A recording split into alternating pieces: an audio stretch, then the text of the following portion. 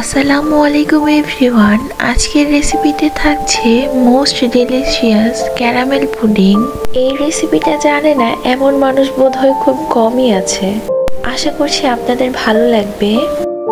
প্রথমে দুধ নিয়েছি 5 কাপ পরিমাণ, পাউডার মিল্ক দিচ্ছি 20 গ্রাম পরিমাণ, দুটো এলাচ, এরপর দিয়ে দিচ্ছি পরিমাপ অনুযায়ী চিনি।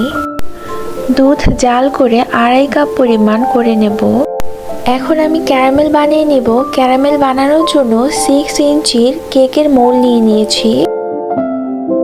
এর মধ্যে বেশ খানিকটা চিনি দিয়ে দিয়েছি। চিনি যখন এই কালার চলে আসবে তখন নামিয়ে নেব। এবার 2.5 কাপ দুধের জন্য 5টা ডিম নিয়ে নিচ্ছি।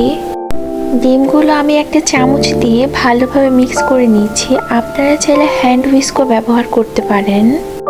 এখন দুধটা ঢেলে নেব। দুধটা যেন অবশ্যই ঠান্ডা থাকে সেদিকে খেয়াল রাখবেন। ডিম আর দুধ ভালো করে মিক্স করে নেব। ক্যারামেলটি ঠান্ডা হয়ে গেলে ডিম আর দুধের মিক্সচারটি এর মধ্যে ঢেলে নেব। অবশ্যই একটি ছাঁকনি দিয়ে ছেঁকে দিতে হবে।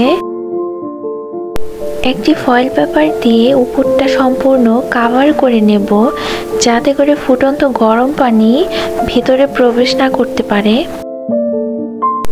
এই পর্যায়ে পুডিং বেক করার জন্য একটি পাত্রে ছোট টাওয়াল দিয়ে দিচ্ছি। এর মধ্যে পুডিংয়ের পাত্রটি বসিয়ে দেব। পুডিংয়ের পাত্রের অর্ধেক পরিমাণ ফুটন্ত গরম পানি দিয়ে দেব। পাত্রের ঢাকনাটি অবশ্যই বন্ধ করে দিতে হবে। পুডিংটি হতে প্রায় 30 মিনিট সময় লেগেছিল। একটি কাঠি অথবা ছুরি দিয়ে দেখে নেব যে পুডিংটি হয়েছে কিনা।